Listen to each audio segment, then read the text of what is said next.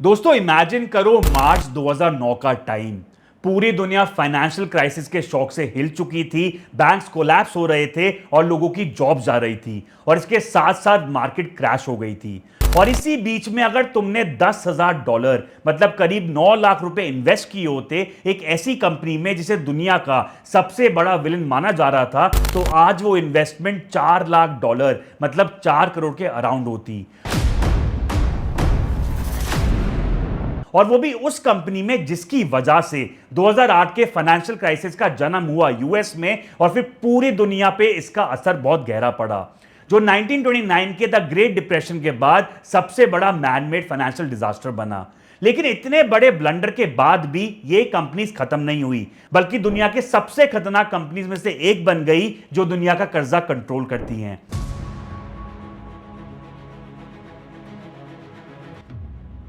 जी हां, मैं बात कर रहा हूं मूडीज और उसके ट्विन कंपनी एस&पी ग्लोबल की।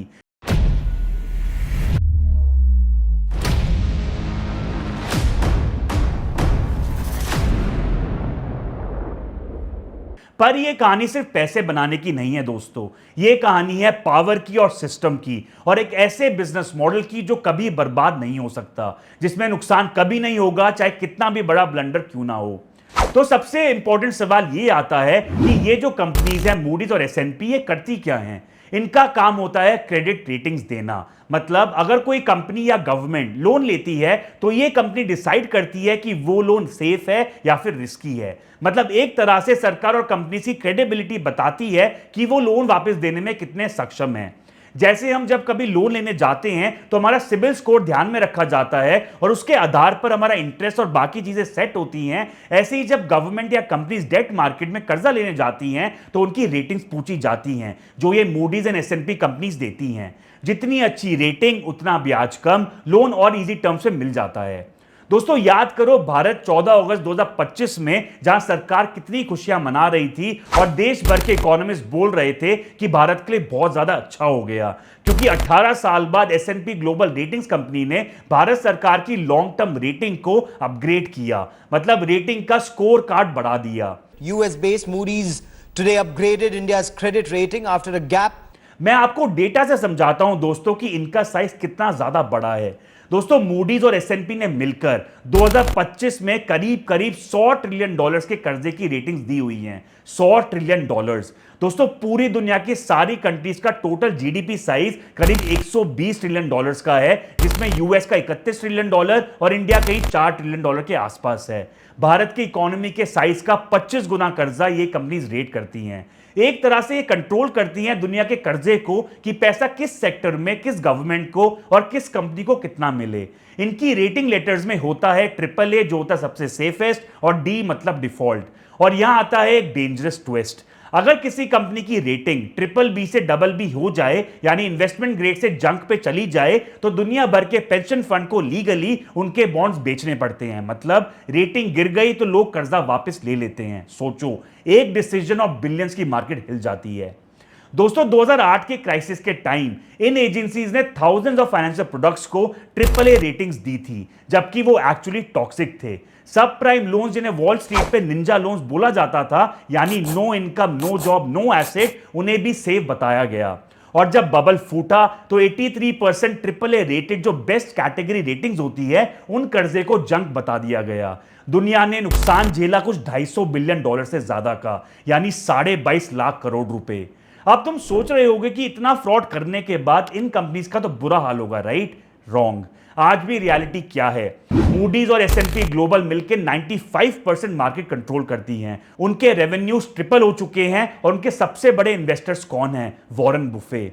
तो दोस्तों अब सवाल ये आता है कि ऐसे कैसे पॉसिबल है? इसका आंसर छुपा है इनके बिजनेस मॉडल पे, जिसे कहते हैं इशूअर पेज मॉडल। यानी जो कंपनी लोन लेना चाहती है वो खुद रेटिंग एजेंसी को पैसे देती है अपनी रेटिंग के लिए। थोड़ा वियर्ड लगता है ना? ये तो ऐसी बात हो गई कि जो जज केस हैंडल कर रहा है वही पैसा ले रहा हो।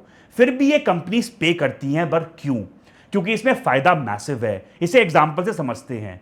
अगर तुम $1 बिलियन के बॉन्ड इशू कर रहे हो विदाउट रेटिंग, आपको यह पड़ेगा on an interest rate of 8 to 10%, but with good rating इसका इंटरेस्ट गिर जाता है 3 से 4% का।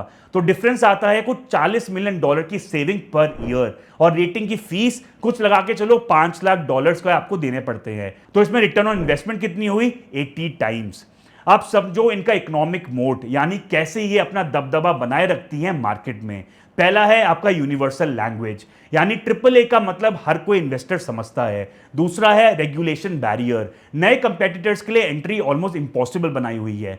तीसरा है नेटवर्क इफेक्ट, जितने ज्यादा लोग इसको यूज करते हैं उतनी ज्यादा इंपॉर्टेंस इसकी बढ़ती है। और चौथा है इनफाइनाइट डिमांड, जब तक दुनिया में डेट है तब तक इनका बिजनेस बूम करता रहेगा, और ग्लोबल डेट आज की डेट में $130 ट्रिलियन से ज्यादा जा चुका है। लेकिन कहानी का इधर डार्क साइड भी है।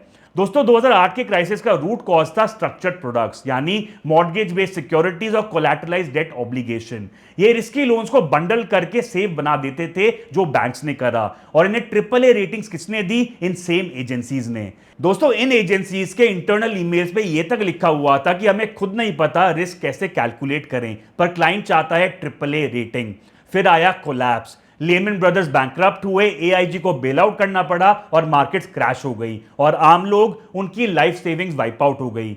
फिर भी कोई जेल नहीं गया, और इन पे फाइन कितना लगाया गया? $800 मिलियन का, जो कि डैमेज के कंपैरिजन में एक पीनट अमाउंट है। तो और दोस्तों सबसे शॉकिंग बात तो ये है, अगर ये एजेंसीज कल गायब हो जाएं तो ग्लोबल फाइनेंशियल सिस्टम जैसे रुक जाएगा, गवर्नमेंट बॉन्ड्स इशू नहीं कर पाएंगे और कंपनीज नया फंड नहीं रेज कर पाएंगी। सो इन शॉर्ट क्या है? That they are too important to fail now. आज एक नया थ्रेट दो आया है जो है आर्टिफिशियल इंटेलिजेंस। क्या AI इनकी जगह ले सकता है? Technically may be, but practically बहुत ज्यादा मुश्किल है, क्योंकि यहां सिर्फ डेटा की बात नहीं है, यहां है trust plus reputation plus regulation का पूरा गेम।